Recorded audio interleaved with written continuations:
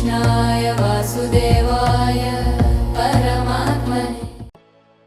ప్రియ భక్తులారా, క్లుప్తంగా కార్తీక పురాణం కార్యక్రమానికి స్వాగతం.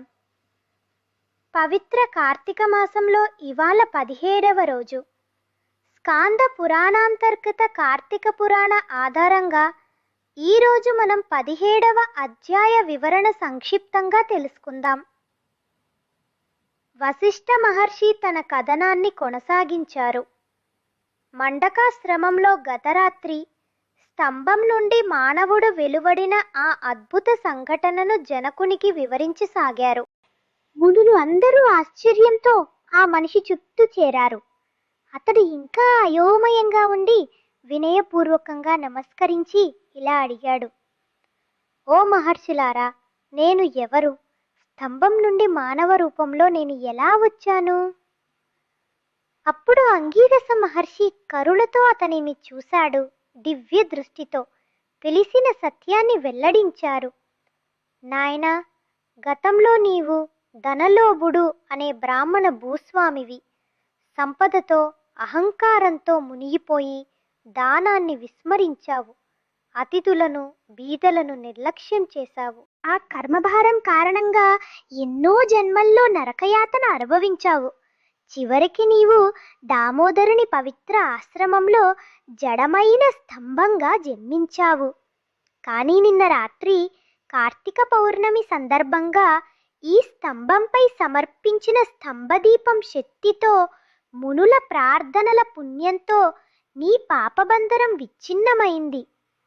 దైవకృప నీ పాపాలను దహించి మానవ జన్మను తిరిగి ప్రసాదించింది.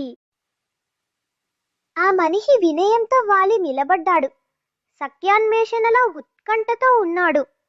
అంగీరసుడు మరియు ఇతర మునులు అతనికి ఆత్మజ్ఞానం సారాంశాన్ని బోధించారు.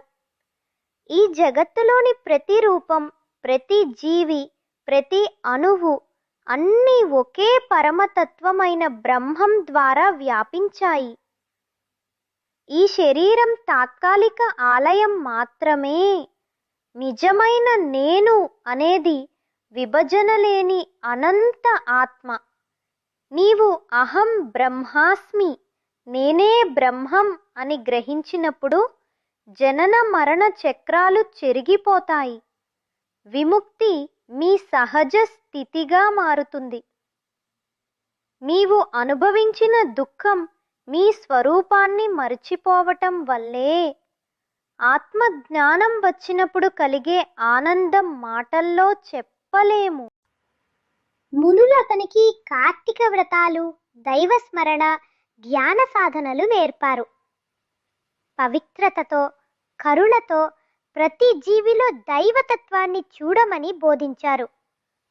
ప్రార్థన, దానం, దీపారాధన, అంతర్ముఖ ధ్యానం, ఈ మార్గాల ద్వారా ఆ మనిషి క్రమంగా అహం బ్రహ్మాస్మి అనే మహావాక్యాన్ని హృదయంలో స్థిరపరుచుకున్నాడు. అతని జీవితం పూర్తిగా మారిపోయింది. జనక, విను. కార్తీక మాసం కేవలం వ్రతాల మాసం కాదు. అది అంతర్ముఖ సత్యాన్ని మేల్కొలిపే సమయం. జడమైన స్తంభము కూడా కార్తీక మాస మహిమతో మానవ రూపం పొందితే ప్రతి ఆత్మ కూడా తనలోని బ్రహ్మజ్యోతిని తెలుసుకొని అజ్ఞానం, దుఃఖం నుండి పైకి ఎదగగలదు. 17వ అధ్యాయం సంపూర్ణం. రేపు మరలా 18వ అధ్యాయంతో కలుసుకుందాం. कृष्णाय